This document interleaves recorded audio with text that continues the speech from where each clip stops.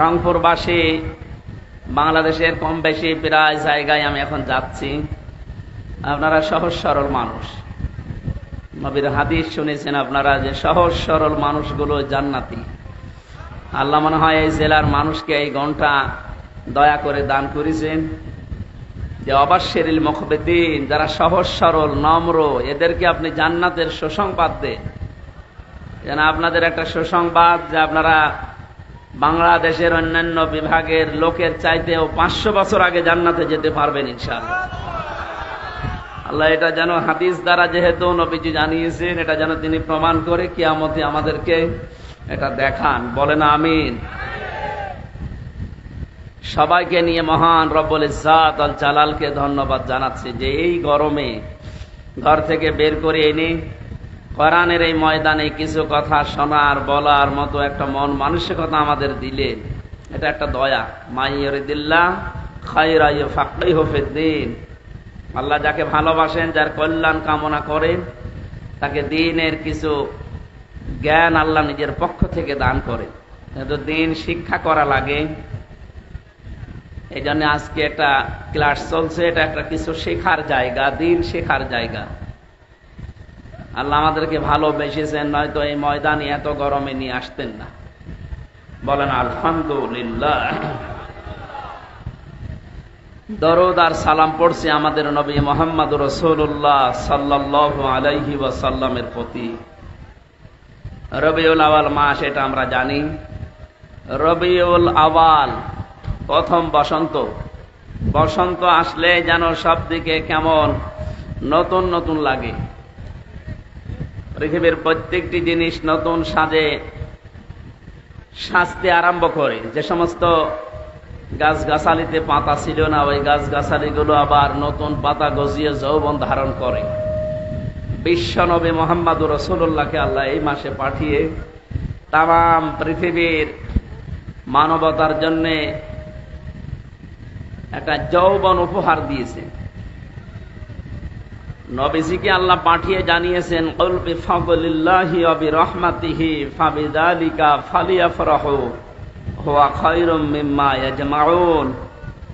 যদিও আয়াতটা কোরআনে কারিমের দিকে ইঙ্গিত দেয়, তারপরেও কোন কোন তাফসিরে নবীজির দিকেও ইঙ্গিত আছে। আল্লাহ পাক বলেন, নবী আপনি বলুন, মানুষেরা যা পেয়ে আনন্দ করে, যা গেইন করে, যা অ্যাচিভ করে, যা অর্জন করে, যা পেয়ে মানুষ আনন্দে লাফায়, আনন্দ করে, আমি আল্লাহর কাছে এগুলো একটাও আনন্দের বিষয় না। আমার কাছে আনন্দের বিষয় হচ্ছে যারা আপনাকে পেয়েছে, আপনার আদর্শ পেয়ে যারা আনন্দ করে, এই মানুষগুলোকে বলেন তারাই আসল জিনিস পেয়েছে। সুবহানাল্লাহ। আমরা নবীজির উম্মত। গতকালকে কুষ্টিয়াতে একজন বিশ্ব নবী মুহাম্মদুর রাসূলুল্লাহকে গালি দিয়েছে, আমি রাতে এসে দেখলাম। প্রতিবাদ চলছে কুষ্টিয়াতে। যারা এখনো পর্যন্ত এগুলো নিয়ে মেতে আছেন, থামেন না। বারবার আমরা সতর্ক করেছি, এ বাংলাদেশ না তামাম পৃথিবীর তুলনায়ও মুসলমানদের কাছে মুহাম্মদুর রাসূলুল্লাহর ইজ্জত, সম্মান, মর্যাদা অনেক বেশি। এজন্য যারা এগুলো করেন, পাগলামি বন্ধ করে। মানুষকে আইন হাতে তুলে নিতে বাধ্য করবেন না। যে কয় প্রকার মানুষকে মেরে ফেলা জায়েজ আছে, তার ভেতরে বিশ্ব নবীকে যারা অপমান করে, শাতেমে রাসূল নবীকে যারা গালি দেয়, এদেরকে মেরে ফেললেও কোনো অপরাধ নেই। সুতরাং এই সমস্ত কাজে আপনারা জড়াবেন না। আমরা নিজেরা আইন হাতে তুলে নিতে চাই না। বর্তমান বাংলাদেশে যে আইন আছে, এই আইন দিয়েই যদি বিচার হয়, তারপরও আপনি কিন্তু ছাড় পাবেন না। অন্য জায়গায় পাগলামি করছেন, করেন। নবীজির বিষয়ে কোনো আপোষ নেই।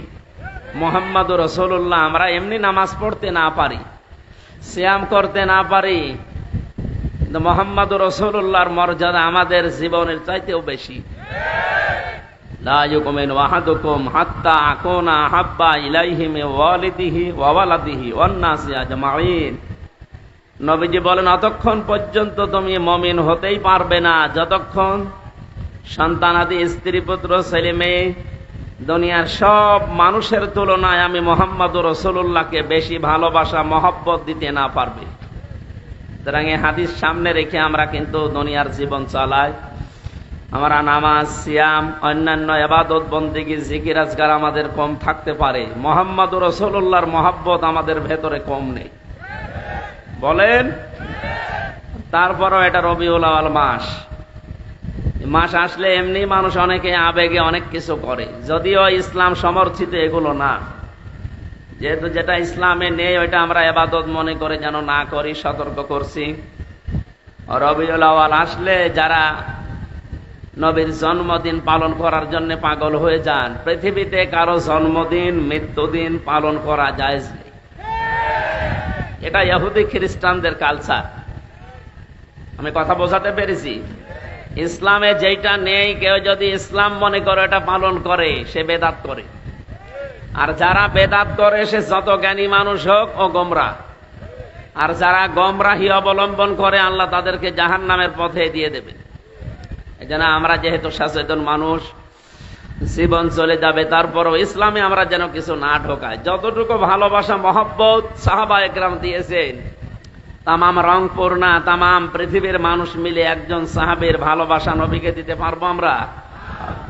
ওনারা যা করেছে, ওনারা আমাদের আদর্শ মডেল, নমুনা। ওইটা দেখে দেখে আমরা বিশ্ব নবীর মহব্বত ভালোবাসা চালাবো ইনশাআল্লাহ।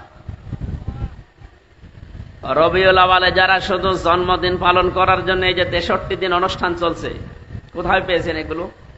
যদিও আপনাদের রংপুর, রাজশাহী এই সমস্ত বিভাগে এগুলো কম, এই চট্টগ্রাম, সিলেটে ওরে বাবা কি মহব্বত এদের। অথচ পৃথিবীতে প্রমাণ, সিরাতের যত গ্রন্থ আছে প্রায় 27টার উপরে, প্রায় গ্রন্থগুলো আমি দেখেছি, কোন জায়গায় নবীজির জন্ম নিয়ে সাহাবায়ে কেরাম এবং তার বংশের লোকেরা এইরকম অনুষ্ঠান বানিয়ে আনন্দ করেছে আমরা পাইনি। হ্যাঁ, দুইজন চাচা আনন্দ করেছিল, একজন আবু লাহাব আর একজন আবু তালেব।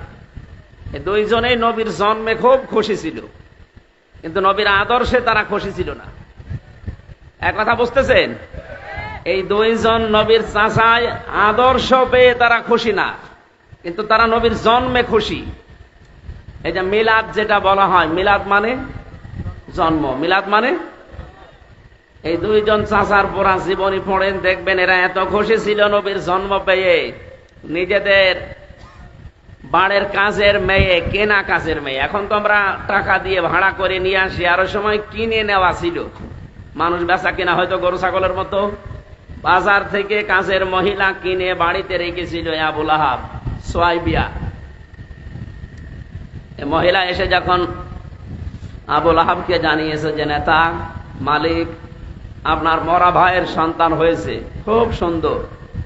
এই লোকটা এত বেশি খুশি, আবেগে, আনন্দে এই 2 আঙ্গুল দিয়ে বলেছিল, যা করে আমি আজাদ করে দিলাম। আল্লাহ খুশি হয়েছিলেন এই কাজটায়, কারণ নবীজির জন্য দুনিয়াতে কেউ কিছু করলে আল্লাহ ওইটা নষ্ট করে না, তার যদি ঈমান নাও থাকে। কথা বুঝতেছে? পৃথিবীর এইটা প্রমাণ আছে যে নবীর জন্য যা যে করবে ওইটা আল্লাহ ফেরত দেয় না, কারণ আল্লাহ নিজে মুহাম্মদুর রাসূলুল্লাহর আশিক। সুবহানাল্লাহ বলতে পারেন না? এই যে বালাগাল উলা বিকামালিহি আমরা পড়ি অনেকে। শেখ সাদী রহমতুল্লাহ আলাইহি 120 বছর দুনিয়ায় বেঁচে ছিলেন। তিনি 30 বছর এই পৃথিবীতে লেখাপড়া করেছিলেন। 30টা বছর, জন্মের পর থেকে 30 বছর পর্যন্ত একাধারে তিনি লেখাপড়ায় কাটিয়েছেন, পড়াশোনায়। বাকি 30 বছর তিনি শুধু ভ্রমণ করেছিলেন তামাম দুনিয়ায়। বাকি 30 বছর তিনি 2টা কিতাব লিখেছিলেন, একটা গরিস্থা আর একটা বস্থা। এই 2টা কিতাবের ভেতরে শেষের 30 বছর চিন্তা করলেন, জীবনে বহু কিছু লিখেছি, মুহাম্মদুর রাসূলুল্লাহকে নিয়ে আমি কিছু লিখতে পারি। উনি যখন একটা কবিতা লিখছিলেন রাতের বেলা, বালাগাল উলা বিকামালিহি কাশাফাত দুজা বিজামালিহি হাসনাত জামিউ খিসালিহি, এ পর্যন্ত লেখার পরে তার কলম বন্ধ হয়ে গেছে। তাহাজ্জুদের নামাজ আদায় করে যাই নামাজে তিনি ঘুমিয়ে গেলেন। স্বপ্নের ভেতরে মুহাম্মদুর রাসূলুল্লাহ এসে ডাক দিয়ে বলে, সাদি, চিন্তা কিসের? এখানে একটা মাসলা বের হয়, আপনারা শুনতেছেন? এই যে এত বড় একজন বুজুর্গ মানুষ শেখ সাদী রহমতুল্লাহ আলাইহি, নাম শোনেননি? উনি নবীজিকে তাহাজ্জুদের নামাজের বাই নামাজের পার্টিতে ঘুমন্ত অবস্থায় স্বপ্নে দেখেছিলেন। কি অবস্থায় বলেন? পৃথিবীর এই চর্মচোখ দিয়ে নবীজিকে জেগে থাকা অবস্থায় দেখা সম্ভব না। কিন্তু আজ 2-3 দিন একটা বিষয় নিয়ে বিতর্ক চলছে। বাংলাদেশের একজন নাম করা আলেম ছিলেন, কিন্তু বাতিলের 5 গোলাম, ফরিদউদ্দিন মাসুদ। এই লোকটা আকীদা পেশ করেছে যে আমি জীবিত অবস্থায় রসুলকে দেখেছি। নাউজুবিল্লাহ। এটা কোনো মুমিনের আকীদা নয়, এটা ভ্রান্ত আকীদায় আছে। ও যদি তাওবা না করে ও মুশরিক। এই কথা বলছেন না কেন? হযরতে শেখ সাদী ঘুমের ভেতরেই তিনি বললেন, হে রাসূল, আমার চিন্তার বিষয়ে জীবনে বহু কিছু লিখেছি, কোনোদিন আমার কলম থেমে যায়নি। আজকে আপনাকে আমি লিখতে গিয়ে 3য় লাইনে আমার কলম থেমে গিয়েছে, আর মনে আসে না যে কি লিখবো, মিলাতেই পারি না। নবীজি স্বপ্নের ভেতরে ডাক দিলেন, সাদী, কলমটা হাতে নাও, আর আমি যা বলি এটা লিখে নাও। বলো তো কে কে লিখেছিলে তুমি?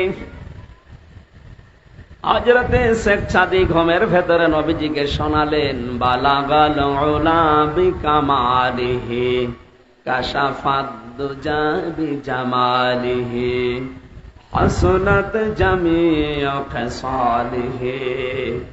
নবীজি বললেন, লেখো সাল্লু আলাইহি ওয়া আলিহি। বলে বলেন মারহাবা। এই লোকটার এই যে কবিতা, এটা দরুদ শরীফ না, এটা কবিতা। কিন্তু এটা এত বেশি প্রসিদ্ধি লাভ করেছে তামাম দুনিয়ায়, শুধু বাংলাদেশ না, পাকিস্তান, ভারতে না, বহু দেশে আল্লাহ আমাকে নিয়েছে। বড় বড় আলেম যারা ইসলামিক স্কলার, দেখি বক্তব্যের শুরুতে এই কয়টা লাইন আগে জনগণের সামনে বলে নেয়, যদিও এর ভেতর অনেক সুন্দর সুন্দর কথা আছে। এই লোকটার 120 বছরের জীবনের মাত্র এই একটা লাইন আল্লাহ পাক এত বেশি পছন্দ করেছিলেন নবীজির কারণে। কার কারণে বলেন বলেন? এই জন্য মানুষের জীবনের কখন কোন কাজটা কবুল হয়ে যায়, নবীজির জন্য দুনিয়ায় যে যা করেছে আল্লাহ, কাফের হলেও নষ্ট করেনি। এই যে আবু লাহাব একটা কাফের, ওর নামে আল্লাহ কোরআনে সূরা দিয়েছেন, আয়াত নাজিল করেছেন, কিন্তু তার এই কাজটাকে আল্লাহ নষ্ট করেননি। যে 2টা আঙ্গুল দিয়ে ওই ইশারা দিয়ে নবীর জন্মে খুশি হয়ে নিজের কাজের মহিলাকে আজাদ করে দিয়েছিল, কিয়ামত পর্যন্ত ওকে আল্লাহ শাস্তি দেবে কবরে, এইটা ফাইনাল। কিন্তু এই 2টা আঙ্গুল মুখের ভেতরে সোমবারের দিন যেদিন নবীজি এসেছিলেন, মুখের ভেতরে একটু যদি চোষা মারে একটু আনন্দ পায়। সুবহানাল্লাহ বলতে পারেন নাই? একটা কাফেরের কাজকে আল্লাহ নষ্ট করেননি নবীর জন্য। কার জন্য? আর এক চাচা আবু তালেব, এই লোকটার কাজও আল্লাহ নষ্ট করেনি। এত খুশি হয়েছিল নবীর জন্মে, কিন্তু আদর্শের কথা যখনই বলতে গেছে না, তখন উনি আর মানতে চাননি। তাকে পাহারা দিয়েছিলেন, ছোটবেলা থেকে জীবন দিয়ে পাহারা দিয়েছিলেন। কাফেররা যখন তাকে চাপ দিয়েছিল, আজকেও বিশ্বের দিকে তাকান, ইসলামের সঠিক কথাগুলো যারা তুলে ধরতে চায় তাদেরকে অনেকে চাপ দেয়, হুমকি ধামকি দেয়, পারে না। তাদের পরিবারকে ব্ল্যাকমেইল করে, পারে না। তাদের যারা সমর্থন করে, সাপোর্ট দেয়, তাদের পেছনে যারা আছে তাদেরকে পর্যন্ত চাপ দেওয়া হয়। ওই সময় আবু তালিব যেহেতু নেতা, কুরাইশ নেতা, আশপাশের যারা আরো ছোটখাটো নেতা আছে তাদের সবচেয়ে বড় নেতা ছিল। এসে ডাক দিয়ে বলেছে, আবু তালিব, তোমাকে আমরা মান্য করে চলি, কিন্তু তোমার ভাতিজা নতুন অনেক ধর্মের আবিষ্কার করে যা আরম্ভ করেছে, থামতে বলো, নয়তো আমাদের হাতে তুলে দাও। আবু তালিব বাড়িতে গেলেন, নবীজিকে ডাক দিয়ে বললেন, মুহাম্মদ, ভাতিজা আমার, কাফেররা এসেছিল তোমাকে তাদের হাতে তুলে দিতে বলে, অপশন দিয়েছে কয়েকটা। যদি দুনিয়ার সবচাইতে বেশি সুন্দরী মহিলা চাও, এই পুরো আরব জাহানে তোমাকে তারা বিয়ে দিয়ে দেবে। যদি সম্পদ দাও তারা সম্পদের মালিক বানাবে, ক্ষমতা চাইলে তাদের যে চেয়ার আছে ক্ষমতার চেয়ারও তোমাকে অর্ধেক দিয়ে দেবে। কিন্তু শুধু একটা কথা জানিয়েছে, তুমি যে নতুন ধর্ম প্রকাশ করো, প্রচার করো, এইটা বন্ধ করে দেওয়া লাগবে, আর নয়তো তাদের হাতে তোমাকে তুলে দেওয়া লাগবে। বিশ্বনবী ওই সময় চাচার কাছে দাঁড়িয়ে যে কথা বলেছিলেন, চাচা কাফের, কিন্তু তার মনে কথাটা এত বেশি আসর করেছিল, লেগেছিল। ডাক দিয়ে বলে, চাচা আমার, তারা আমাকে তাদের হাতে তুলে দিতে বলে। যারা যে সমস্ত জিনিস দেওয়ার ঘোষণা দিয়ে গেল ওইগুলো তো দেওয়া সম্ভব, যেটা দেওয়া সম্ভব না, আকাশের চাঁদ যদি আমার বাম হাতে দেয়, সূর্য যদি আমার ডান হাতে এনে দেয়, এরপরও আমি মোহাম্মদ ঘোষণা দিলাম যে ধর্ম আমি প্রচার করছি, আমার আল্লাহ আমাকে নির্দেশ দিয়েছে, 1 সেকেন্ডের জন্যও সেটা প্রচার করা বন্ধ করা আমার জন্য সম্ভব না। বলেন সুবহানাল্লাহ। এই সময় আবু তালিব, এই লোকটা নবীজির এই কথা শোনার পরে এত বেশি আবেগ আপ্লুত হয়েছিলেন, বিশ্বনবীর মাথায় হাত দিয়ে বলে, ভাতিজা মুহাম্মদ, তুমি যা আদিষ্ট হও সব প্রচার করো, আমি তোমাকে কথা দিচ্ছি কবরের মাটিতে শোয়ার আগে তোমার পেছন আমি ছাড়বো না। ধরে বলেন সুবহানাল্লাহ। তারা কিন্তু খুশি ছিল, দুইজনের জীবনীতেই পেয়েছি তারা জন্মে খুব খুশি মিলাদে, কিন্তু যখনই নবীজি তাদের সামনে আদর্শ প্রচার করলেন, আবু তালিবের সামনে যখন বলেছিলেন, আমি আবি তালিব লা ইলাহা ইল্লাল্লাহ হাজ্জুল লাকা ইনদাল্লাহি ইয়াউমাল কিয়ামাহ, রাহুল বুখারী। হে চাচা, আপনারে জোরে বলতে হবে না, শুধু আমার কানের কাছে মুখ নিয়ে আস্তে করে ঘোষণা দেন যে লা ইলাহা ইল্লাল্লাহ। রিসালাতের ঘোষণা তো লাগবে না, যেহেতু আমি নিজেই মুহাম্মদুর রাসূলুল্লাহ, ওটা আমি নিয়ে নিলাম। শুধুমাত্র আল্লাহর একাত্মবাদের বিষয়টা আমারে শোনান, কানের কাছে মুখ নিয়ে বলেন। পাশে যারা নেতা ছিল, আবু লাহাব, আবু সুফিয়ান, আবু জেহেল, এরা বলেছে, নেতা পড়বা, এতদিন পর্যন্ত বাপদাদার ধর্ম মেনে চললা, এখন যদি ভাতিজার এই নতুন ধর্ম গ্রহণ করো, মরণের পরে মানুষ তোমার নামে বদনাম বের করবে, তোমার কাপুরুষ বলবে, ভীরু বলবে, উল্টা পাল্টা কথা ছড়াবে। লোকটা আর পড়ে না। নবীজির মন খারাপ হয়ে গিয়েছিল, চিন্তা করলেন কি হয়ে গেল, সারাটা জীবন আমাকে কোলে পিঠে করে, কাকে করে, নিজের সন্তান আলীকে পাত্তা দিত না, আমি মুহাম্মদ রাসূলুল্লাহকে বুকে নিয়ে ঘুমাতো। আমার দাদা 8 বছর বয়সে ইন্তেকালের সময় এই চাচার হাতে আমারে তুলে দিয়ে গেছে, এখনো পর্যন্ত আমি মুহাম্মদের চাচার আন্ডারে থাকি, অথচ আজকে আমার চাচা জাহান্নামী হয়ে যাচ্ছে। তিনি মন খারাপ করলেন। ফেরেশতা জিবরাইল সূরা কসসের 56 নম্বর আয়াতটা নিয়ে হাজির হয়ে গেলেন, হে নবী, ইন্নাকা লা তাহদি মান আহবাবতা ওয়ালাকিন্নাল্লাহা ইয়াহদি মান ইয়াশা। তাফসীরে ইবনে কাসিরের ভেতরে আছে, নবীজি ডাক দিয়ে বলেছিলেন, চাচা, বহু চেষ্টা করলাম আপনার পেছনে, আপনি এই কথা বললেন, আমার মনটা খারাপ হয়ে গেল। এই যে দেখছি জিবরাইল এসে গেছে, কি নিয়ে এসেছে বার্তা? ফেরেশতা জিবরাইল বলে, আপনি মন খারাপ করবেন না, কাঁদো কাঁদো অবস্থা আপনার দেখতে পাচ্ছি, কেন আপনার মন খারাপ হয়? হেদায়েত কি আপনার হাতে আল্লাহ দিয়েছেন বলেন? এটা তো আল্লাহ নিজের হাতে রেখেছেন। এটা যে আপনার চাচা, এটা আল্লাহ জানে। সারা জীবন আপনাকে কোলে নিয়ে, কাকে নিয়ে, পিঠে নিয়ে, বুকে নিয়ে মানুষ করেছে, খাওয়া দাওয়া দিয়েছে, আল্লাহ দেখেছে, কিন্তু লোকটার মন নেই। আপনি এত চেষ্টা করার পরেও লোকটার মন নেই। এই জন্য আমার আল্লাহ পাক তাকে জোর করে হেদায়েত দেয়নি, কারণ হেদায়েত কে পাবে এটা আপনার চাইতে আল্লাহ ভালো জানেন। বলেন সুবহানাল্লাহ। এই লোকটা এত কিছু করেছিল জীবনে, খুশি আনন্দ মিলাদে, কিন্তু নবীর আদর্শের কথা শুনে তার মুখ ফিরিয়ে নিয়েছে। এজন্য হাদিস হচ্ছে এটা, কিয়ামতের দিন নবীজি বলেন আমার এই চাচা আবু তালিবের পায়ের নিচে জাহান্নামের জুতা আল্লাহ পরিয়ে দেবে। এই জুতার গরমের ঠেলায় তার মাথার মগজ পর্যন্ত টকবক করে ফুটবে। আর এক চাচা আবু লাহাবের কথা শুনলেন, বিশ্ব নবী সাফা পাহাড়ে দাঁড়িয়ে বলেছিলেন, ইয়া সাবাহা, হে সকাল। তার মানে মানুষ যদি বিপদে পড়তো ওই সময় পাহাড়ের পাদদেশে উঠে তারা ঘোষণা দিত, হে সকাল, আমার বিপদ চলছে। লোকজন সবাই যখন পাহাড়ের পাদদেশে হাজির হয়ে গেছে, ডাক দিয়ে বলে, মোহাম্মদ তোমাকে দেখতে পাচ্ছি, কি হয়েছে তোমার, কি বিপদ বলো। নবীজি ওই দিন বলেছিলেন, আমি যদি বলি পাহাড়ের পাদদেশে পেছনের সাইডে একদল শত্রু সেনা অবস্থান করছে তোমাদেরকে আক্রমণ করার জন্য, আমি তোমাদের যেটা অপেক্ষা করার জন্য বলছি, সতর্ক হওয়ার জন্য, এখন যদি সতর্ক না হও তাহলে তারা আক্রমণ করবে। ওরা বলেছিল, আপনি যা বলেন আমরা সব বিশ্বাস করি, কারণ কোনদিন আপনি মিথ্যা বলেননি, এটা আপনারা জানি। যখনই নবীজি বললেন, তোমরা যদি এই মুহূর্তে আল্লাহর একাত্মবাদের স্বীকৃতি না দাও, তাহলে তার গজবের ফেরেশতারা অবস্থান নিচ্ছে, তোমাদের উপর আক্রমণ চালাবে। সামনে কেউ কোনো কথা বলে নাই, হাজারো মানুষের।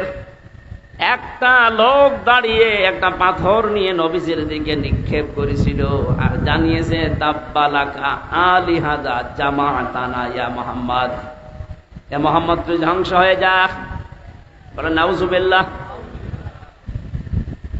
এই কথা বলার জন্য আমাদেরকে একত্রিত করলি, তুই ধ্বংস হয়ে যা, বরবাদ হয়ে যা, তুই নষ্ট হয়ে যা।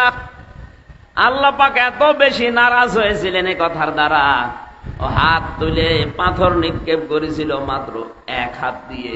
কয় হাত বলেন বলেন? অথচ কোরআন বলছে, তাব্বাত ইয়াদা আবি লাহাবি ওয়া তাব।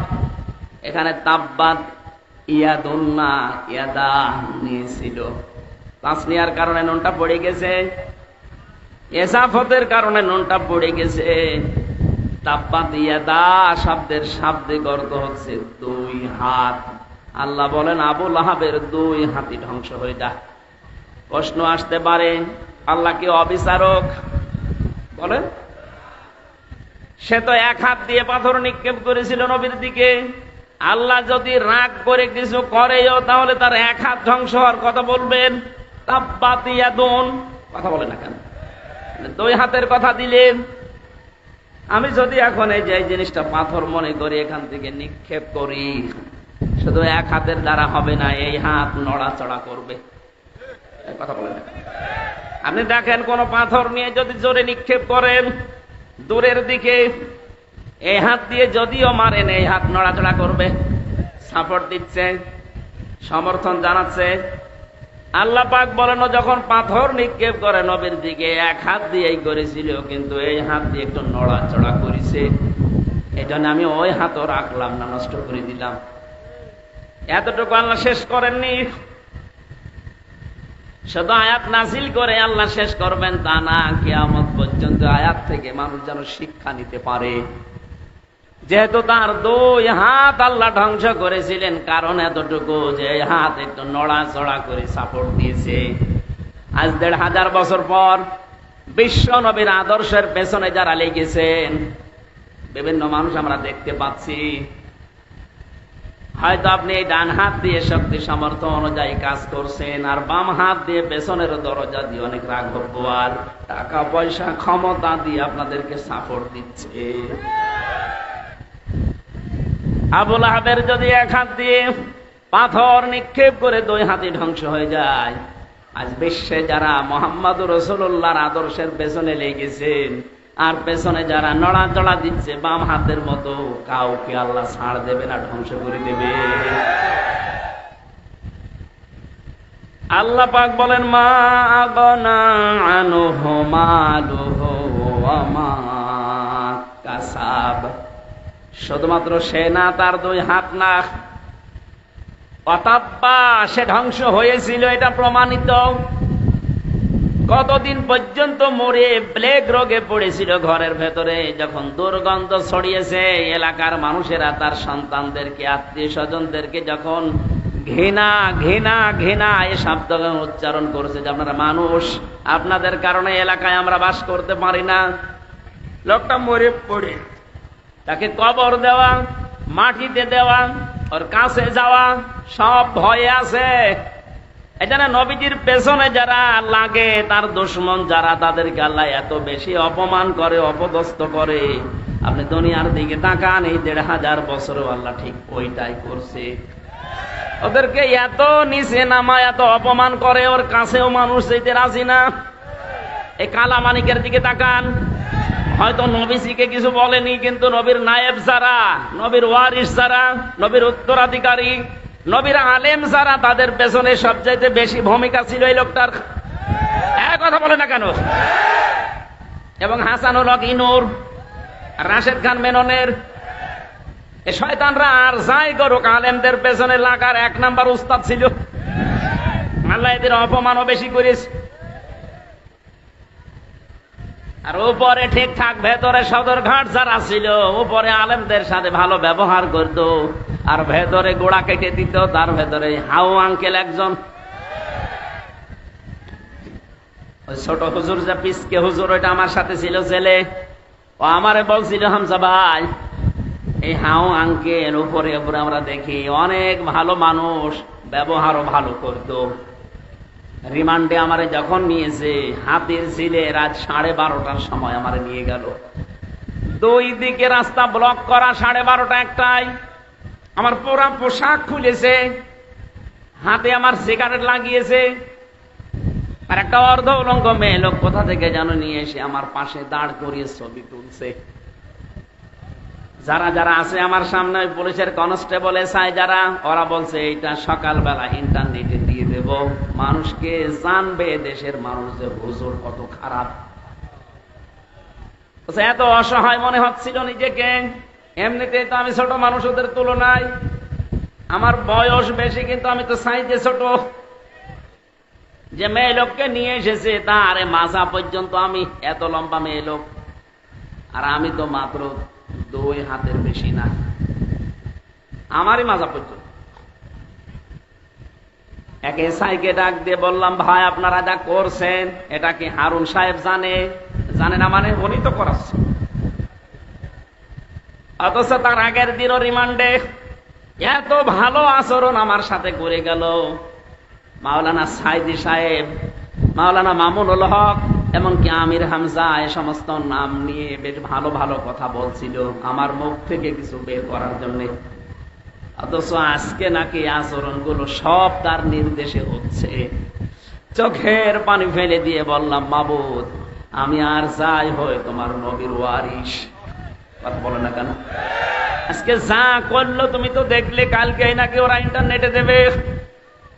যা যা করেছে আল্লাহ, তুমি যদি সত্যি এগুলো দেখতেছো, আমার বিশ্বাস তুমি ওর সাথে এরকম করো। আল্লাহ করে নাই? হ্যাঁ বলেন বলেন। ও ছোট হুজুরের হয়তো কয়েক ইঞ্চি আমি জানি না, কিন্তু এর যে 3 ইঞ্চি, তামাম দুনিয়া চিনি ফেলেছি। অনেক মহিলারা এখন জিকির করছে 3 ইঞ্চি 3 ইঞ্চি। মানুষ জিকির করে আল্লাহর, আর ওরা জিকির করছে 3 ইঞ্চি। আলেমদের উপরে উপরে অনেককে ভালো ব্যবহার করতে দেখেছি কাউন্টার টেরোরিজমের রিমান্ডে, কিন্তু ভেতরে ভেতরে মানুষগুলো এত বেশি জঘন্য আচরণ করেছে, একটাকে আল্লাহ ছাড়ে নাই। আমার যে লোকটা 11 ঘন্টা টাঙিয়েছিল, এই আসাদুজ্জামান, কাউন্টার টেরোরিজমের প্রধান, একটা মানুষ নামে কলঙ্ক, একটা টাটকা নির্ভেজাল শয়তান, আমার কালো কাপড় দিয়ে চোখ বেঁধে নিয়ে মাটির নিচে নিয়ে মানুষকে বলতো পিটা। অথচ নিজের কামরায় যখন নিয়ে যেত রাতে, তখন তার আচরণ ফেরেশতার মতো। পরবর্তীতে কনস্টেবল যারা, এসআই যারা, ওদের জিজ্ঞাসা করতাম, ভাই এই এই যে আচরণ গুলো করলো, উনি জানে না। জানে না মানে? উনি তো করাচ্ছে। আমার মোবাইলটা 3 বছর পরে আদালত ফেরত দিয়েছে কয়েকদিন আগে। আমার মামলা সব খারিজ হয়ে গেছে, ওই দিন ফ্ল্যাশ মেরে সব নষ্ট করে দিয়েছে। এমন কোনো কিছু নেই যে ওরা দেখে নাই, যা ছিল। এমনকি সেই বিয়ের সময় একটা ছবি তোলা ছিল ম্যাডামের, ওই ছবিটা পর্যন্ত আমার রিমান্ডে দেখিয়ে বলছে কে শাবনুরের ছবি না পূর্ণিমার ছবি আপনার এই মোবাইলে। পূর্ণিমা তো পূর্ণিমা কোথায় পাবো আমি? দেখি ওই ম্যাডামের বিয়ের ওই ছবি। আমার ম্যাডাম এবার আমার বলছে হুজুর এত সুন্দর বউ পাই কি করে, দাঁড়ান আপনার বউ তুলে নিয়ে আসছে। বলেন ওর চরিত্র কি দেখেছি? আমি আর যাই হয়, আমি নিজে আলেম দাবি করি না, কিন্তু মানুষ তো আমারে আলেম বলে। এক কথা বলে না কেন? দেশের শিক্ষা ব্যবস্থা অনুযায়ী অন্তত আমার সার্টিফিকেট আছে, আমি কামেল করেছি ফেকা নিয়ে, আমি অনার্স মাস্টার্স করেছি কোরআন নিয়ে। এই হিসাবে মানুষ আমাকে এই দেশের সার্টিফিকেট অনুযায়ী আলেম বলে। নবীর ওয়ারিস আমাকে ভাবে আপনি যা করলেন জেনে শুনে, অথচ মাঝে মাঝে এসে বলতে আপনার কোনো দোষ নেই। আমরা জানি দোষ নেই, আপনি এগুলো করেন কেন? সাধারণ যেভাবে আচরণ করেন মানুষের সাথে ওইরকম করেন, জেলে দিয়ে দেন। জেলে থাকা অত ঝামেলা না, কিন্তু আমরা রেখেছিল যে ফাঁসির কন্টেম সেলের ভিতর 24 ঘন্টা তালা লাগিয়ে রাখে, এদিকে 2.5 হাত এদিকে 3.5 হাত, মনে হচ্ছে কবরে আছে। এটা 2 দিন 5 দিন 7 দিন 3 বছর 1 টাকা আল্লাহ ছাড়ে নাই। দেখেন যেইগুলো এরকম উপরে ভালো ছিল ফিটফাট, ভেতরে সদরঘাট, প্রত্যেককে আল্লাহ অপমান করেছে। অন্তর্বর্তীকালীন সরকার আসার পরে দেখি ওদেরকে সব ওএসডি করেছে। শুধু ওএসডি না, ওদের এখন যা অবস্থা। সেদিন আমার মামলার রায় হওয়ার দিন আমি আদালতে দাঁড়িয়ে কল দিয়েছিলাম মামলার আয়ুরে, যে এতদিন ওরা আমি স্যার বলতাম, এখন দেখো উল্টো করে আমার স্যার বলছে। স্যার আপনি কল দিয়েছেন আলহামদুলিল্লাহ, আপনি জীবনে যেন আর আমার নামে কিছু বললেন না। বললেন না মানে? তুই ধরা পড়ার পরে আমার বাবার কাছ থেকে 10 লাখ টাকা নিয়েছিস, বললে যে হুজুরের নামে আমরা আর মামলা দেব না, টাকা দে। আমার বাবা একেবারে হন্তদন্ত হয়ে তাড়াতাড়ি করে 8 লাখ পাঠিয়েছে। বললি যে মামলা দেব না, নাই তো 50টা মামলা দেব। তো কথা ঠিক রাখেনি, টাকাও নিল আর একটা মামলাও দিল, আবার রিমান্ডেও নিল। এদের যে চরিত্র, এরা যা করেছিল ওপরে ওপরে আর ভেতরে যা করেছে, জঙ্গি নাটক সাজিয়ে এই মনিরুল আমার নামে এই মামলা দিয়ে এমন এমন কাজ করেছিল, মনে করেছিল এর দ্বারা বাংলাদেশ জামাতে ইসলামী এবং ছাত্র শিবিরকে এদেশের এবং বাইরের দেশের মানুষের কাছে একে কালার করে দেব। আল্লাহ পুরা উল্টিয়ে দিস। জামাত আর শিবিরে দেশে এখন যে জঙ্গি না, এটাতে মানুষের সঙ্গী, এটা প্রমাণ হয়ে গেছে।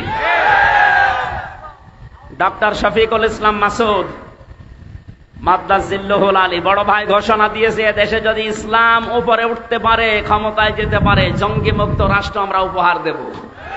ওদের এখন গাত্রদাহ শুরু হয়ে গেছে। এই আবার কোন কোন মন্ত্র পড়ছে। তোমরা যেটা দিয়ে উল্টা পাল্টা রিপোর্ট তৈরি করে বাইরের দেশকে দেখিয়ে যে না এদেশ কোরআনের হাতে দেওয়া যাবে না, এদেশে জঙ্গি আছে, পুরাটা নাটক বানিয়ে মঞ্চস্থ করতে সব এখন উল্টিয়ে গেছে। বাইরের যত দেশ এখন সবাই প্রমাণ পাচ্ছে না এদেশে যারা ইসলামপন্থী এই মানুষগুলো জঙ্গি না, এদেরকে জঙ্গির ট্যাগ লাগানো হয়। ট্যাগ লাগায় কারা? যারা আসল জঙ্গি। কথা বলেন। জঙ্গির নামে যে লোকটার ফাঁসি দিয়েছেন নাটক করে, আব্দুর রহমান শায়েখ, এই লোকটা আপনাদেরই আত্মীয়, আমি নাম নিলাম না। কথা বলছে না কেন? এই জন্য আমার কথা ছিল, আপনার যে মাল সম্পদ, আপনার যে রায়, আপনার যে সমর্থন, হয়তো ডাইরেক্ট অনেকে নবীর বিরুদ্ধে, নবীর ওয়ারিসদের বিরুদ্ধে কিছু করে না, পেছনের লাইন দিয়ে অনেকে সাপোর্ট দেয়, তাদেরকেও আল্লাহ ছাড়ে নাই। কারণ এই আয়াত আল্লাহ 1500 বছর আগে দিয়েছে, কিয়ামত পর্যন্ত ছাড়বেও না। সায়াসলা নারং যাতা লাহাব, অতি শীঘ্রই আমি তাকে লেলিহান আগুনে প্রবেশ করাবো। অম্রআত, তার স্ত্রীকেও, কারণ তার স্ত্রীও নবীর বিরুদ্ধে ছিল। এখান থেকে প্রমাণ হয় যে সমস্ত মেয়ে কাজ তার স্বামীরা নবীজির বিরুদ্ধে, ইসলামের বিরুদ্ধে, আর বউগুলো মেয়েগুলো ইসলামের বিরুদ্ধে অবস্থান নিয়ে স্বামীকে সাপোর্ট করছেন, তাদেরকেও স্বামীর সাথে জাহান্নামে যাওয়া লাগবে। এই জন্য বিবেক আপনার আছে, আপনি তার গরু ছাগল না। এটা শুনছেন, পাল্টাবেন নিজেকে। আমরা আসল কথায় আসি, আমরা শুধু নবীর মিলাদে জন্মে আমরা খুশি না, আমরা নবীর আদর্শে খুশি। কারণ জন্ম নিয়ে মিলাদ নিয়ে যারাই খুশি আমরা দেখতে পাচ্ছি তারা সব জাহান্নামী। কথা বলেন ঠিক কিনা? আর দুইজন চাচার কথা জানি, একজন হামজা আর একজন আব্বাস। এই দুইজন আপন চাচা, কিন্তু তারা শুধু জন্মের সময় খুশি ছিল না, তারা খুশি ছিল, আনন্দ করেছে নবীর আদর্শ পেয়ে। এই কথা বলেন না কেন? তারা এত বেশি খুশি হয়েছিল নবীর আদর্শে। এই হামজা এই লোকটা তীর ধনুক চালানোর উস্তাদ ছিল, পশু পাখি শিকার করতে বের হতো। একদিন এক হরিণের পেছনে দৌড়াচ্ছে, মানুষ দেখলে তো হরিণ দৌড়ায়। হযরতে হামজা তীর নিয়ে যখনই তিনি জঙ্গলের ভেতরে এগিয়ে যাচ্ছেন, হরিণ দেখে নিজের কাছে চলে আসতেছে। কি গো আশ্চর্য, হরিণ তো দৌড়াবে আর আমার কাছে আসে। হরিণ একেবারে কাছে আসার পর ডাক দিয়ে বলে, মাবুদ, জীবনে আমার জবানটা খুলে দাও, আমি শুধু নবীর পক্ষে একটা কথা বলে জীবনটা ধন্য করি। আমি আগেই বলেছিলাম, নবীজির জন্য পৃথিবীতে যে যা করেছে একটাও আল্লাহ নষ্ট করেনি, একটাকেও আল্লাহ পাক না দিয়ে পারেননি। হরিণ যখনই বলেছে আমি নবীর পক্ষে একটু কথা বলতে চাই, আল্লাহ তার জবান খুলে দিয়েছেন। মানুষের মতো এসে বলে, হামজা, তুমি আমাকে শিকার করার জন্য পেছনে দৌড়াচ্ছিলে, অথচ আমি নিজেই শিকার হওয়ার জন্য তোমার হাতে ধরা দিচ্ছি, কারণ আছে। আমি একটা কথা বলতে চাই, আমাকে শিকার করে জবাই করে রান্না করে খেয়ে ফেলো, কোনো অসুবিধা নেই। আমার দুইটা বাচ্চা পর্যন্ত কাঁদছে, তাদেরকেও দরকার হয় সাথে নিয়ে আসি। কিন্তু তোমার এতিম ভাতিজা ভাই নেই, তার একটা সন্তান আব্দুল্লাহর ছেলে মোহাম্মদ, এদেশের নেতা যাকে তোমরা মনে করো আবু জেহেল, রক্তাক্ত করে কাবার পাশে ফেলে রেখে দিয়েছে। আমি তোমার কাছে জানতে চাই, এর কোনো প্রতিবাদ তোমার জানা আছে কিনা? তুমি কিছু করতে চাও? মনের দুঃখ নিয়ে, ভারাক্রান্ত মন নিয়ে এই হরিণকে, হরিণের বাচ্চা দুটোকে ছেড়ে দিয়ে বাড়িতে আসলেন। স্ত্রী কাঁদতেছে, ডাক দিয়ে বলে, বউ আমার কাঁদো কেন? বলে, কাঁদি আমার তো ছেলে মেয়ে নেই। আমি কাঁদি এই কারণে, তোমার ভাইয়ের ছেলে মোহাম্মদ এতিম মানুষ, তারে আজকে আবু জেহেল মারধর করে কাবার পাশে রক্তাক্ত করে ফেলে রেখেছে। কিছু করবা কিনা? যদি কিছু না করো, আমি তোমার জন্য রান্না বাড়া সব বন্ধ করে দিলাম। নবীজির চাচি হযরতে হামজার স্ত্রীর এই কথাটাকে আল্লাহ ফেলে দেয়নি। সিরাত ইবনে হিশামের ভেতরে আল্লাহ পাক তাকে চিরন্তন করে দিয়েছেন। বলেন সুবহানাল্লাহ। দৌড় দিয়ে ওই ধনুক নিয়ে চলে গেলেন। আবু জেহেল কয়েকজন সাঙ্গ পাঙ্গ নিয়ে মিটিং করছিল যে আজকে মোহাম্মদকে জনমের পিটানো পিটিয়েছি। তীর ধনুক নিয়ে বললে, কেন তুমি আমার ভাতিজাকে মারলে? এই বলেই করলেন আঘাত। ফেনকি দিয়ে আবু জেহেলের মাথা থেকে রক্ত বের হওয়া আরম্ভ হয়ে গেছে। ডাক দিয়ে বললেন, দেখো, আমার ভাই বেঁচে নেই, কিন্তু আমি হামজা এখনো পর্যন্ত জীবিত আছি। আমি তার ধর্ম মানি না, তার যে নিজের নতুন ধর্মের দিন, এটা আমি মানি না, বিশ্বাসও করি না। কিন্তু আমি বেঁচে থাকা অবস্থায় আমার ভাতিজার দিকে যেন কোনোদিন তোরে না তাকাতে দেখি। ঠেট যখন দিচ্ছিল আশপাশের সাঙ্গ পাঙ্গ, তারা ডাক দিয়ে বলে, নেতা, শুধু অর্ডার দেন, হামজাকে আমরা শুইয়ে দেই। আবু জেহেল বলেছে, দেখো, ও যখন কথা বলছিল আমার মনে হচ্ছে ওর দুই পাশে দুইটা বাঘ দাঁড়িয়ে আছে। সিরাত ইবনে হিশামে লেখা আছে, এই দুইটা বাঘের আকৃতি তাকে আল্লাহ দেখিয়েছিলেন শুধু নবীর পক্ষে হযরত হামজা থাকার কারণে। বাড়িতে গেলেন, যাবার পথে হযরতে মুহাম্মদুর রাসূলুল্লাহ কাঁধ হয়ে পড়ে আছে পাহাড়ের পাদদেশে। মাথাটা তার উরুর উপরে নিলেন, ডাক দিয়ে বললেন, ভাতিজা, তোমাকে যে আঘাত করেছিল এই মুহূর্তে তাকে আমি আঘাত করে রক্তাক্ত করে ফেলে রেখেছি, তুমি খুশি হয়েছো? নবীজি এবার চোখ তুলে তাকালেন, বললেন, চাচা, আপনি এসেছেন, আমার শত্রুকে আপনি ওই পরিমাণে মার দিয়েছেন, আপনি আমাকে বলেন খুশি আছো কিনা? না, আমি খুশি হইনি। হযরত হামজা ওই সময় বলেছিল, ভাতিজা, কি করলে তুমি খুশি হবে তাই বলো, আমি আজ তাই করব। নবীজি বললেন, চাচা, সত্যি আপনি আমাকে খুশি দেখতে চান, আনন্দিত চান? বলে, হ্যাঁ চাই, বলো। আপনি আবু জেহেল সহ তামাম পৃথিবীর সবাইকে যদি মারধর করেন আমাকে খুশি পাবেন না। আমি খুশি হব তখন যখন আপনি আমার এই আদর্শটা মেনে পড়বেন। লা ইলাহা ইল্লাল্লাহ মুহাম্মাদুর রাসূলুল্লাহ।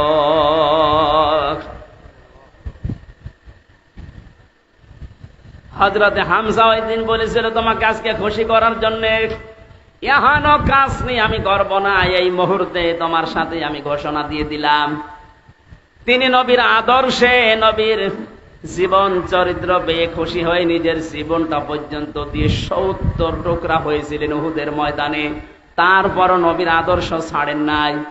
আল্লাহ পাক খুশি হয়ে আয়াত নাযিল করেছেন কোরআনে, রাদিয়াল্লাহু আনহুম ওয়া রাদু আন যালিকা লিমান খাশিয়া রাব্বাক। এটা সাহাবায়ে কেরামের জন্য। হযরত হামজা সাহাবী ছিলেন না? কথা বলেন।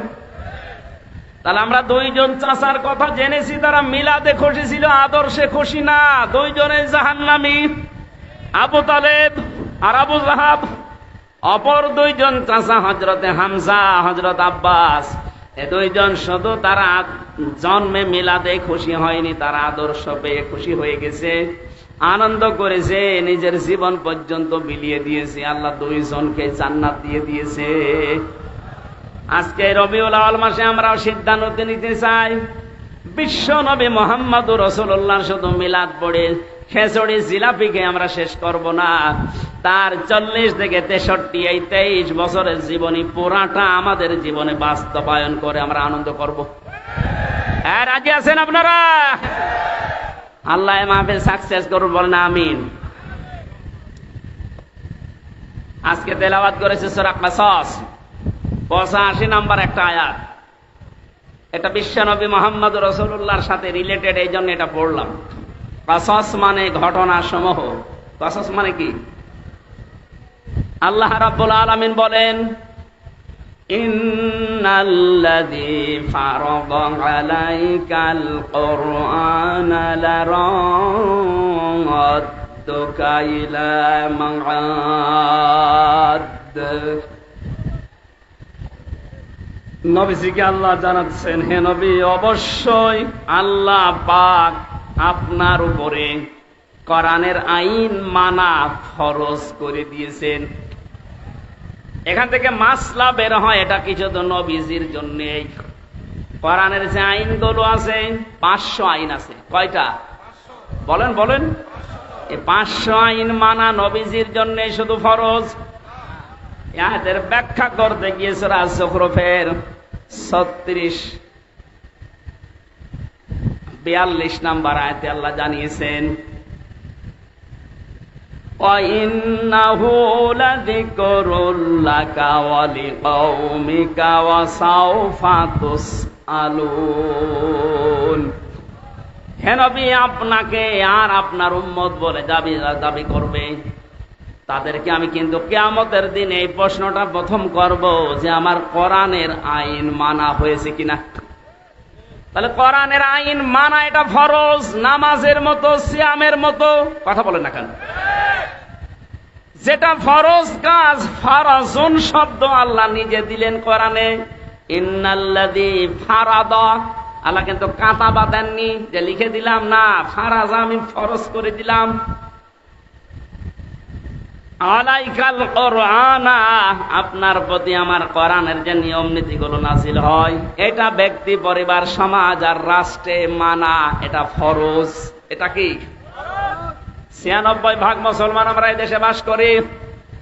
কোরআনে কারিমের প্রচার করো, এই যে শব্দটা আল্লাহ পাক বলেন কোরআন প্রচার করো। ওয়াযাক্কির ফাইন্নায যিকরা তানফাউল মুমিনিন। হে নবী, আপনি কোরআনের আলোচনা করেন, কোরআন প্রচার করেন, এটা মুমিন যারা তাদের উপকার হবে। এই বিধানটা কার? আরো জোরে বলেন। অথচ 15.5 বছর এ কোরআন প্রচার করো, এ আদেশ মানতে গিয়ে এ মোস্তফা সাহেবের মতো মানুষেরা বহু মানুষের সাথে বার্গেনিং করা লেগেছে। আমি তো রংপুরে জেল থেকে বের হওয়ার পরে কয়েকটা অনুষ্ঠানে এসেছিলাম। ওই আগস্টের 5 তারিখে। ইনি একজন মেয়র রানিং তখন। তারপরও যারা দায়িত্বে ছিল ওই সময়, ওই সমস্ত মানুষের সাথে বার্গেনিং করা লেগেছে 96% মুসলমানের দেশে। কেন আমি কোরআন প্রচারের এই অনুষ্ঠানে বাধা দেবেন বলেন? ওরা জবাব দিতে পারেনি।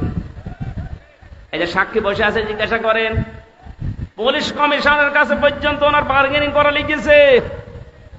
অথচ কোরআন প্রচার করা এ নির্দেশ আল্লাহর, এ আইনকার। বলেন বলেন, এই আইনটা মানা তো তার জন্য ফরজ ছিল। কিন্তু নিজের চেয়ার ঠিক রাখতে গিয়ে, জালেমের তোষামত করতে গিয়ে, জালেমের স্বপ্ন পূরণ করতে গিয়ে তারা কোরআনে পর্যন্ত বাধা দিয়েছে। আল্লাহ পুরাটা উল্টিয়ে দিয়েছে আজ। সুতরাং কোরআনের আইন মানা ফরজ। আমার মনে হয় উনি যেহেতু কোরআন হাদিস পড়ে, কোরআন প্রচার হবে, প্রসার হবে, মানুষ জানবে, শুনবে, মানবে। এটা নফল না, এটা ফরজ। আজকের এই আয়োজনে হাজার হাজার টাকা খরচ এমনি খেলা করার জন্য না। লক্ষ মানুষের ভেতরে একটা মানুষও যদি মন মানসিকতা পরিবর্তন হয়ে আল্লাহর বিধানের দিকে ঘুরে আসে, যত মানুষ এই অনুষ্ঠানে টাকা দিয়েছেন প্রত্যেকের টাকা উসমানের মতো কবুল হয়ে যাবে। নবীজিকে আল্লাহ জানিয়েছেন আমার কোরআনের আইন মানা ফরজ। যত আইন আছে সব, না কয়েকটা? বলেন বলেন। তাহলে কোরআন প্রচার করা, প্রসার করা, কায়েম করা, এর জন্য অর্থ খরচ করা, সময় দেওয়া। আজকে গুরুত্বপূর্ণ সময়গুলো, টাকাগুলো সব আমরা খরচ করছি এইটাই কারণ আমাদের নির্দেশ যে আপনি প্রচার করেন, প্রসার করেন, কায়েম করেন। কারণ 3টা জায়গায় যদি কেউ অর্থ খরচ করে, ওই টাকার হিসাব আল্লাহ কিয়ামতে নেবেন না। 1 নম্বরে কোরআন প্রচারে যদি কারো টাকা পয়সা খরচ হয়, আজকের কোরআন এই প্রচারের অনুষ্ঠানে যদি আপনার 10টা টাকাও খরচ হয়, কিয়ামতে ওই 10 টাকার হিসাব দেওয়া লাগবে না। বলেন মারহাবা। 2 নম্বরে, এই পৃথিবীতে কোন মানুষ যদি জিহাদের ময়দানে কাজ করে, তার পেছনে যদি আপনি খরচ করেন, যেতে পারেন না, তাকে সাহায্য করেন, ওই টাকার হিসাব দেওয়া লাগবে না। 3 নম্বরে, যদি আপনার পরিবারস্থ লোকদের জন্য, বিশেষ করে যাদের সাথে রক্তের সম্পর্কগুলো আছে, এদের পেছনে যদি আপনার টাকা খরচ হয়, ওই টাকার হিসাব দেওয়া লাগবে না। এখানে মাসলা আসে, আজ অনেকে কৃপণ এত বেশি পরিবারস্থ লোকদের জন্য খরচ করতে চান না। না, এটা উচিত না।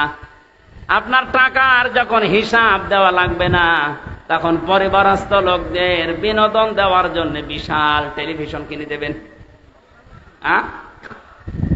শরীয়তের ভেতর থেকে যতটুকু বিনোদন দেওয়া যায় অতটুকুর জন্য যদি আপনি তার জন্য টাকা খরচ করেন, এই যে মনে করেন ওয়াইফাই লাইন নিয়েছেন, ইন্টারনেট, প্রতি মাসে 1000 টাকা বিল দেওয়া লাগে।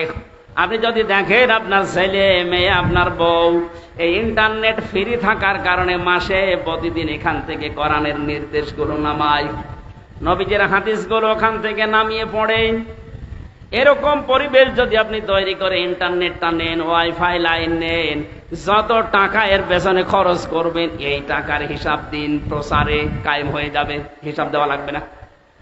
কিন্তু পরিবেশ তৈরি না করে যদি ওয়াইফাই লাইন নিয়ে দেখেন আপনার মেয়ে, আপনার ছেলে উলঙ্গ নাচ দেখছে, আপনার তো ডবল সওয়াব হবে। এজন্য পরিবেশটা তৈরি করা লাগবে। আমি যে কথা বোঝাতে চাচ্ছিলাম, কোরআনের আইন মানা যেহেতু ফরজ, আমাদের এখন থেকে জীবনের টার্গেট থাকা লাগবে, আমি যাই করি না কেন কোরআন এদেশে কায়েম হবে, এদেশে কোরআনের আইন চলবে, এটা আমার জীবনের প্রথম কাজ আমি বানিয়ে নেব। যদি কেউ রাজনীতি মনে করেন, হ্যাঁ এটাই রাজনীতি, কারণ বিশ্ব নবী এইটা কায়েম করার জন্য 27টা যুদ্ধে তিনি নিজে নেতৃত্ব দিয়েছেন, আর 87টা গাজওয়া, সারোয়া, জিহাদ এগুলোর তিনি মানুষকে দিয়ে পরিচালিত করেছিলেন মাত্র 13 বছরে। কয় বছরে? বলেন বলেন। মক্কায় যে 53 বছরে এক থেকে ছিলেন, তখন তো কিছু করতে পারেননি, পেরেছেন? ওখান থেকে যে মদিনায় গেলেন 53 বছর বয়সে, মাত্র 10টা বছর মদিনায় ছিলেন। এই 10 বছরের ভেতরে তাকে 27টা যুদ্ধে নিজে নেতৃত্ব দেওয়া লেগেছে। তাহলে বলেন তো বাস্তবতা কোথায়? নবীজি কোরআনের বিধান চালু করার জন্য এগুলো করেছিলেন না ব্যক্তিগত স্বার্থে? কোরআনের জন্য যদি উনি নিজে জিহাদের ময়দানে সেনাপতির দায়িত্ব পালন করে, তা একটা দুইটা না 27টা।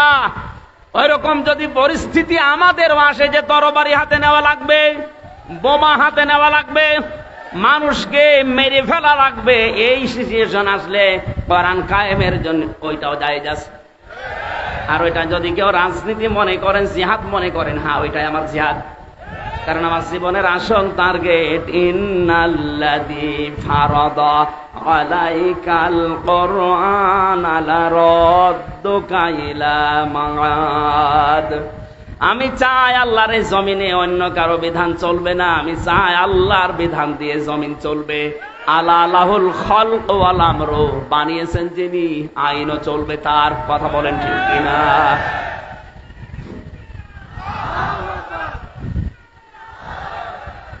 এবার আসেন দ্বিতীয় শব্দে, লারাদ্দুকা।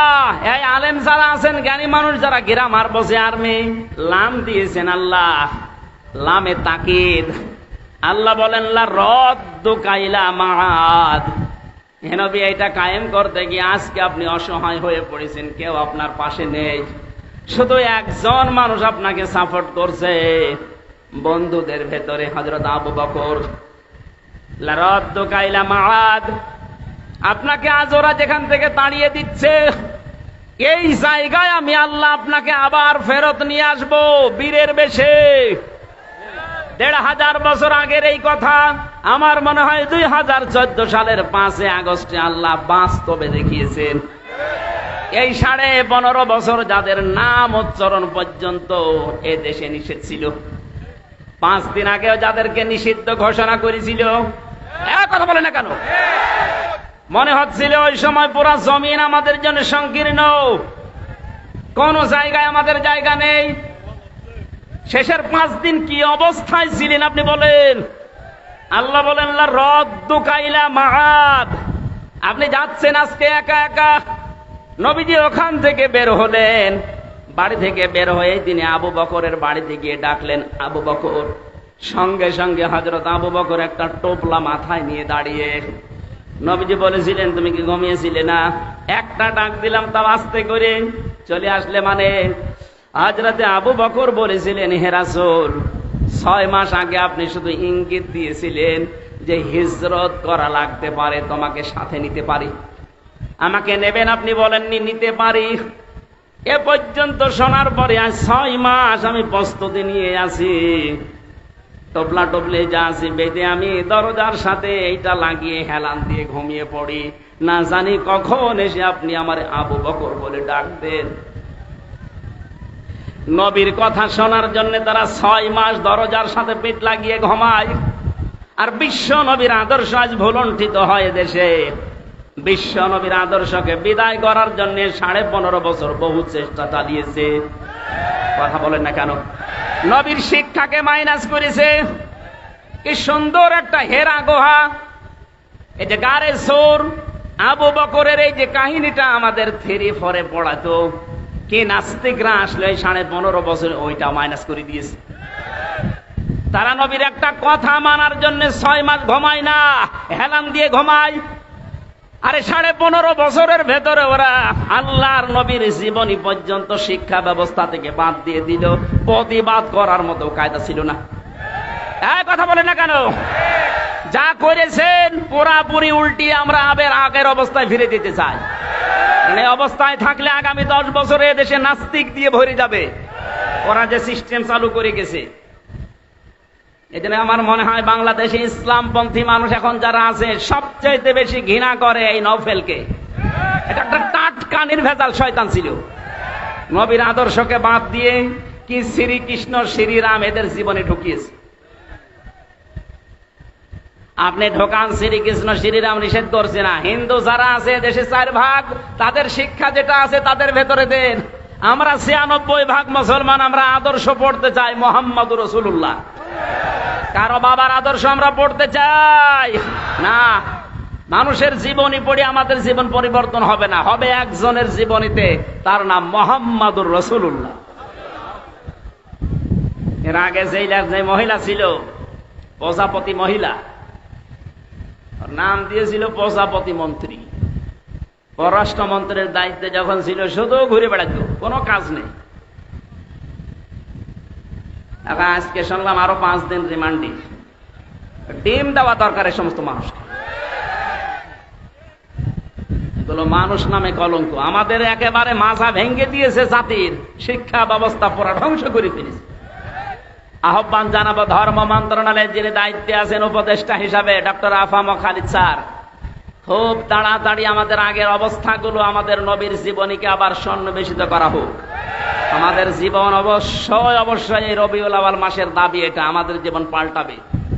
কারণ নবীজির জীবনী দেখে দেখে যদি সাহাবায়ে কেরাম নিজের ধর্ম ছেড়ে দিতে পারে, নবীর আদর্শ পড়লে আমাদের জীবন পাতা পাল্টাবে না?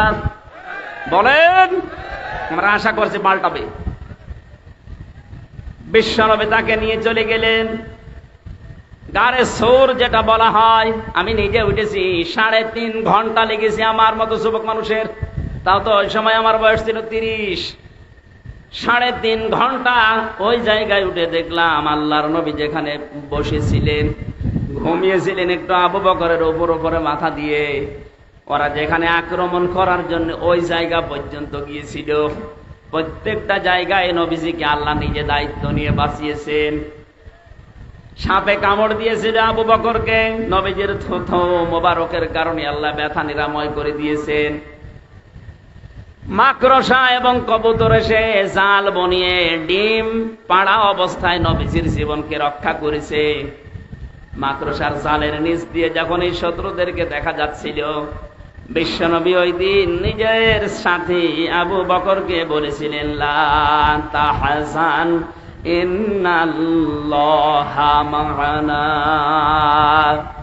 হে আমার সাথী, পাহাড়ের সাথী, ভয় পাবেন না, আমরা 2 জন না। ওরা যদিও অনেক মানুষের পা আমরা দেখতে পাচ্ছি, আমরা 2 জন না, আমাদের সাথে মহান আল্লাহ আছেন।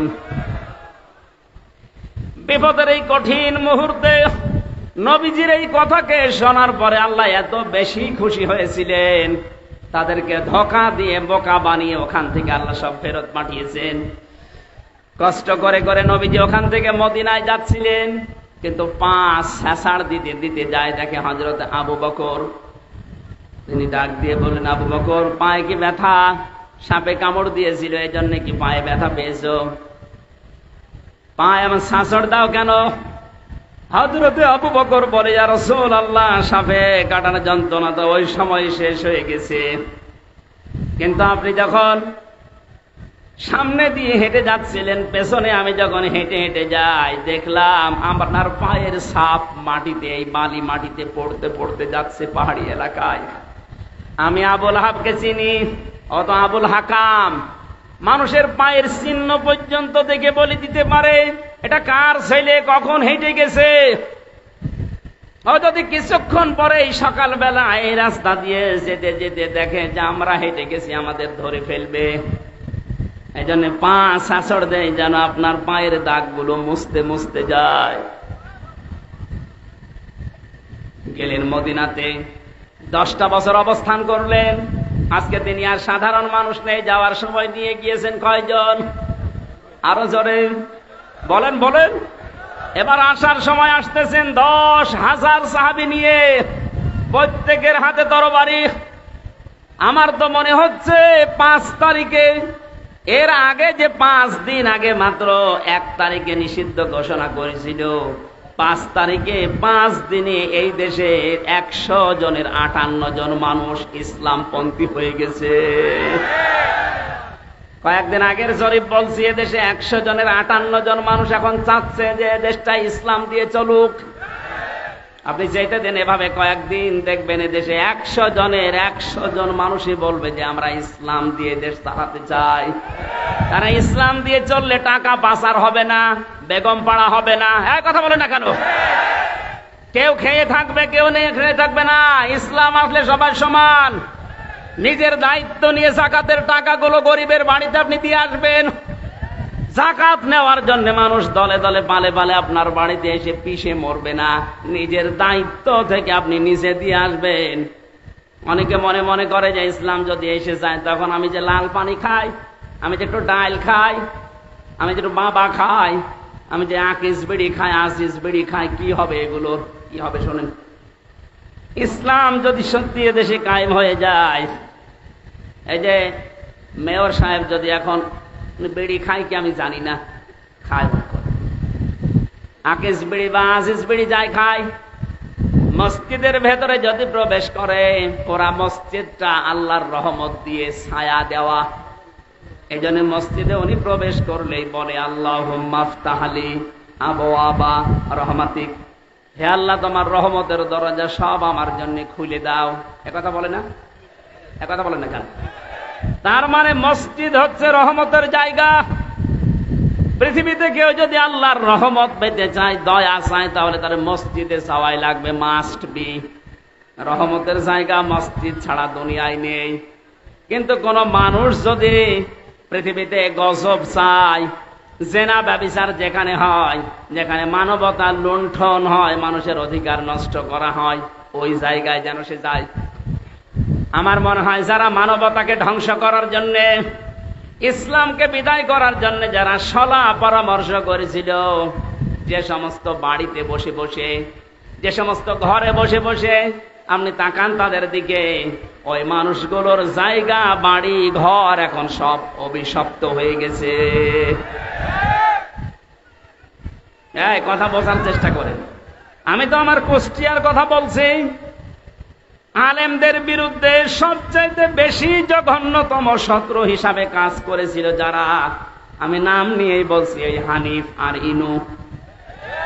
5 তারিখের বিকাল আসতে দেরি, ওদের বাড়ির ইট পর্যন্ত মানুষ খুলে নিয়ে চলে গেছে। কারণ কি? ওটা গজবের জায়গা। ওখানে বসে বসে আলেমদের বিরুদ্ধে, ইসলামের বিরুদ্ধে ওরা সলা পরামর্শ করত। আল্লাহর নবী মুহাম্মদুর রাসূলুল্লাহ সাল্লাল্লাহু আলাইহি ওয়াসাল্লাম, আজকে তিনি আর একা আসতেছেন না, সাথে আছে 10,000 এবং প্রত্যেকের হাতে খোলা তরবারি। কাবা শরীফ পাওয়ার কিছু দূর আগে নবীজি তাঁবু টাঙালেন রাতের বেলা। কালকে আমরা মক্কা বিজয় করব, দখল করব মক্কা। ওরা বহু অত্যাচার এই 13 বছর আমাদের উপরে করেছিল। যাদেরকে ওরা হাত কেটে দিয়েছে, পা কেটে দিয়েছে, সেই আম্মার, ইয়াসির, বেলাল, খাবায়েব, খব্বাব সব আজকে সাথে এসেছে। বিশ্বনবী সবাইকে ডাক দিয়ে বললেন যুদ্ধের কিছু কৌশল আছে। ওরা আবু জেহেল তো বদরের ময়দানে শেষ হয়ে গেছে, নেতৃত্বে আছে আবু সুফিয়ান, লোকটা ছাড়বে না, খুব বিচক্ষণ মানুষ। এখানে আমাকেও বিচক্ষণের পরিচয় দেওয়া লাগবে। সাহাবায়ে কেরাম, তোমরা 3টা কাজ বেশি বেশি করবা, আর 3টা কাজ একেবারেই করবা না। যে 3টা কাজ একেবারেই করবা না, কোন মহিলা, কোন নারী, এদের গায়ে হাত দিবা না। 2 নম্বরে কোন শিশুর গায়ে হাত দিবা না। যদি কেউ ক্ষমতা পায়, বিজয় হতে পারে, তাহলে তাদের এই কর্মসূচিগুলো নেওয়া দরকার, যে মহিলাদের গায়ে হাত দেওয়া যাবে না, শিশুর গায়ে হাত দেওয়া যাবে না, কোন বৃক্ষ কাটা যাবে না। অথচ 15 বছরের ভেতরে তাকান পুরা উল্টা। ক্ষমতা পেয়ে কত নারীকে বিনা কারণে জামাত ইসলাম করে, ছাত্রী সংস্থা করে, ইসলামের বৈঠক করে, এই নাম দিয়ে গ্রেফতার করে জেলখানায় পাঠিয়েছে। আবার আমি নবীর উম্মত, আমি হজ করে এসেছি, এই ঘোষণা দিন, আমরা লজ্জা করে না? নবীজি বললেন শিশুর গায়ে হাত দেবে না। বাস্তবে দেখলাম এ দেশের শিশুর অপরাধের জন্য, বাবার অপরাধে শিশুকে ধরে ধরে তারা জেলখানায় দিয়েছে। এই যে হুজুরটার নাম বললাম, শিশু হুজুর না, ওর বয়স আছে কিন্তু শিশু হুজুর তো। ওর পোস্টারে পর্যন্ত মানুষ লিখে দিত শিশু বক্তা। শিশুকেও আপনি ছাড় দিলেন না। এই আপনার ক্ষমতা পাওয়ার কারসাজি। নবীজি বললেন আমার বিজয়ের 2য় শর্ত, করবা না শিশুর গায়ে হাত দিবা না, বৃক্ষ কাটবা না। তাকান, এই 15.5 বছরে রাস্তার পাশে কত পুরাতন পুরাতন গাছ ছিল, সব সাবাড় করে ফেলিস। নবীজি বলেছিলেন 3টা কাজ বেশি বেশি করবা। 1 নম্বরে তোমরা পায়খানা বানাবা কম, আর রান্না করার চুলা বানাবা বেশি। আর আমার শত্রু আবু সুফিয়ানের বাড়িতে কেউ যদি অবস্থান নেয় তাকে কিছু বলবো না। আবু সুফিয়ান এই রাতে এশার নামাজের পরে 8টা-10টার দিকে তার গোয়েন্দা বিভাগের যারা গুপ্তচর আছে 4 জনকে পাঠিয়ে দিলেন, যাও, শুনেছি আব্দুল্লাহর এতিম ছেলে মোহাম্মদ আজকে আসতেছে মক্কা বিজয় করার জন্য। তাবু টাঙিয়েছে মক্কার অদূরে, দেখো তো কয়জন মানুষ সাথে নিয়েছে। আল্লাহর নবী জানিয়েছিলেন চোলা রান্না করার চোলা বানাবা বেশি বেশি করে, একজন মানুষ চোলা বানাও 10টা করে, তাহলে 10,000 মানুষ চোলা হবে কত বলেন? ওরা এশার নামাজের পরে এসে শুধু চোলা গুনতেছে, যে রান্না তো হচ্ছে তাবুর ভেতরে যাই থাক। চোলা গুনতে গুনতে ওদের রাত গভীর হয়ে গেছে। ফেরত যে বলে, নেতা মানুষ কত আছে জানি না, চোলা যত চোলা গুনি শেষ করতে পারিনি। ধমক দিয়ে বলে, তোদের পাঠালাম মানুষ গণনা করতে, তোরা গণনা করলে চোলা হবে না তোদের দিয়ে। আর এক দলকে ফজরের পরে পাঠালেন, যাও, রাতের বেলা হয়তো ওরা টের পায়নি, দেখতে পায়নি, এখন একটু ফর্সা হচ্ছে, এই সময় যাও। নবীজি বলেছিলেন তোমরা পায়খানা বানাবে কম, মানুষ 10,000, পায়খানা 10টা। এ রাতে যেহেতু সবার এই কাছে যাওয়া লাগে, সকালবেলা ওরা এসে দেখে এক একটা পায়খানার সামনে প্রায় 600, 700, 1000 মানুষ দাঁড়িয়ে। চিন্তা করছে তাঁবুর ভেতরে লোক আছে কিনা জানি না, কিন্তু পায়খানার সামনে অবস্থা কি। কয়েকটা লাইন গুনতেছে, 3-4 হাজার গণনা করে বলছে দরকার নেই। ডাক দিয়ে বলে, কি অবস্থা? মানুষ কত আছে জানি না, এক একটা পায়খানার সামনে মানুষ যত আছে লাইন গণনা করে শেষ করতে পারিনি। আবু সুফিয়ান রাগান্বিত হয়ে বলে, বেটা বিয়াদব লোক, পাঠালাম কি আর করিস কি? তোদের দিয়ে হবে না, আমি নিজেই যাবো আজ। নিজেই সকালবেলা গেছে। নবীজি ফজরের নামাজ আদায় করার পর তিনি যেহেতু এখন প্রস্তুতি নেবেন, আর খালি হাতে প্রস্তুতি নেওয়া জায়েজ নেই। আজ আমরা অনেকে শুধু তসবিহ নিয়ে পড়ে আছি। হ্যাঁ, কথা বলেন না কেন? এই রাতেই তো আপনি 13 তারিখে মার খেয়েছেন, 13 সালে। যদি ওই সময় শুধু তসবিহ না নিয়ে তসবির সাথে আরো কিছু নিতেন, মারতে আসলে আরো ওদের 10টা মারলে 5টা পড়তো। নিজে পাহাড়ের পাদদেশে দাঁড়িয়ে দৃশ্য দেখেন, নবীজি 10,000 সাহাবীকে তরবারি দিয়ে দাঁড় করিয়ে রেখেছে। সূর্যের আলো লাগতেছে, চিক চিক করে আলো জ্বলে। মনের অজান্তে কথা তার মুখ দিয়ে বের হয়ে গেছে, আহ কি সুন্দর দৃশ্য লাগছে। গিয়েছে একজন সাথে নিয়ে, আজকে এসেছে হাজার হাজার মানুষ নিয়ে। পেছনে তাকিয়ে দেখেন নবীর আপন চাচা হযরত আব্বাস। ডাক দিয়ে বলে, আব্বাস তাকাও তোমার ভাতিজার দিকে। আজকের এই দৃশ্য দেখে মনে হচ্ছে তোমার ভাতিজা বিশাল বাদশা হয়ে গেছে। হযরতে আব্বাস বলছে, আবু সুফিয়ান তোমার চোখ তোমাকে ধোঁকা দিচ্ছে, ভালো করে চোখ মোচন করে আবার খুলে দেখো, এর নাম বাদশাহী না, এর নাম নবুয়ত। এর নাম যদি বাদশাহী হতো তাহলে আজকে তোমার আবু সুফিয়ানের কল্লাটা মাথার উপরে থাকতো না, এ ঘাট থেকে আলাদা হয়ে যেত। তরবারি দেখতে পাচ্ছ ঠিক, কিন্তু এর নাম বাদশাহী না, এর নাম নবুয়ত।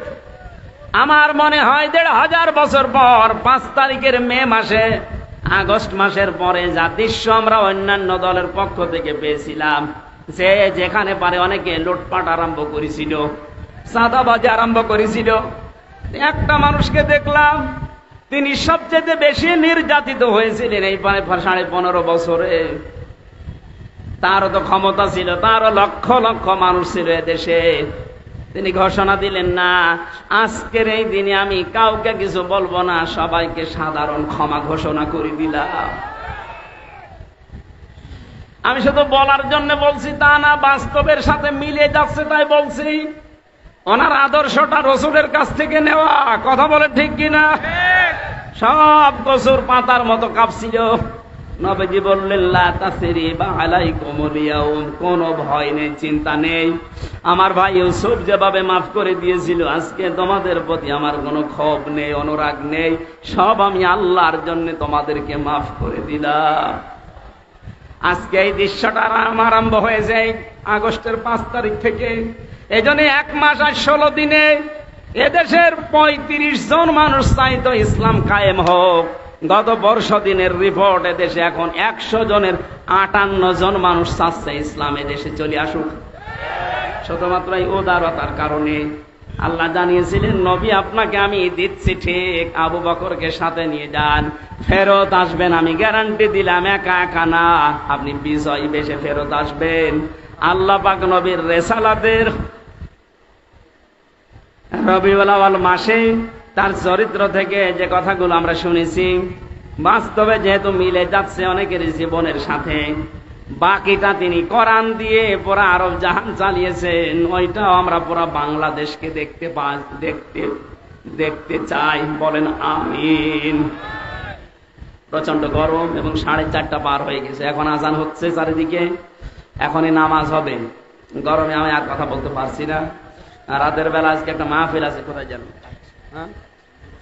টাকা পয়সা আসলে এদের সব নষ্ট হয়ে গেছে ঝড়ে বৃষ্টিতে। যারা দিয়ে দেননি এখনো পর্যন্ত, আমি আশা করছি আপনারা দিয়ে যাবেন, বাড়িতে নিয়ে যাবেন না ভাই। যারা দিতে এসেছিলেন তারা এদের হাতে, এদের বিভিন্ন জায়গায় হয়তো মগ দেওয়া আছে, ওখানে একটু দিয়েছি। আল্লাহুম্মা আমিন। লা ইলাহা ইল্লা আনতা সুবহানাকা ইন্নী কুনতু মিনাজ জালিমিন।